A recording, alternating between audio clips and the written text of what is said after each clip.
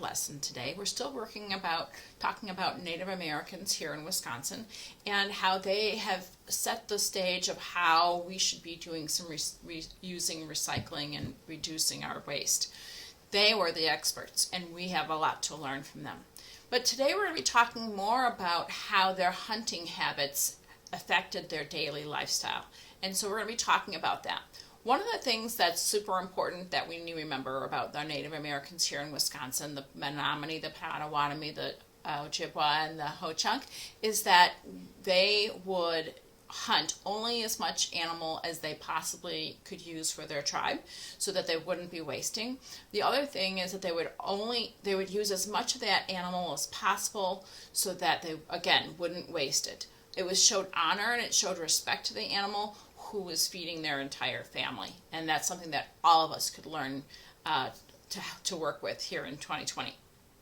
So some of the things that once they hunted, they would bring the animal to the home area, and they would obviously eat a lot of the meat, right? The meat would be used to feed the family, but also they used the other parts of the animal as well. Today we're going to be talking about how they did that. So I only have a few examples, but here are some to share with you. Remember we talked about the deer antler last week? The deer antler, again, could have been used for a tool or for decoration, but it's very hard. I can't break any of these things off, so it would have to be cut with a very sharp tool, and they could use it as a digging tool, as a scraping tool, or something that maybe even a weapon. Okay, so deer antlers were important. That would never be wasted. Another part would be like bones. So here's a mammoth tooth bone. So they could mash things like corn or other food items that they want to use for food. They also might use other bones. Here is a buffalo jaw. They might use the teeth of an animal to make something, because these are pretty sharp, believe it or not.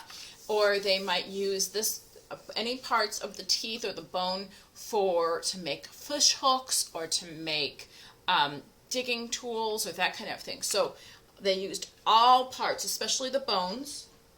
But here's another thing that they used, and that was the hide or the skin of an animal. So here's a picture. Here's some actual leather that I got from my friend, and they might have made shoes or clothing. These are moccasins with the leather. They also might have covered up some of their shelter with it. They might have made their beds with it. They might have made their clothing with it. They might have made like a blanket with that. They used leather all the time for lots of different things. Sometimes they made baskets or containers with that. So leather was really important. Another thing that they would have used leather with is, again, with a very sharp tool, sticks, stones, and bones. That's all they had.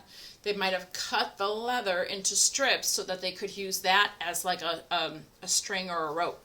So lots of different resources with the leather as well. And then the other thing that came from their bodies this is the addle I showed you last week, is this part right up here. So remember, this part is either a stone or a bone, right? Here's a stick. And the part that holds it together is called sinew.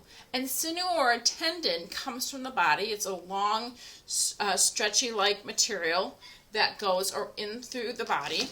And they use that as rope or string as well. And that would tie things together like the addle or canoes or that kind of thing. They would use that. So that's what they would take from the animal. And again, they only took as much as they needed. And I would like you to make some connections about how can we be a little bit more careful with how much we use and how much waste we have.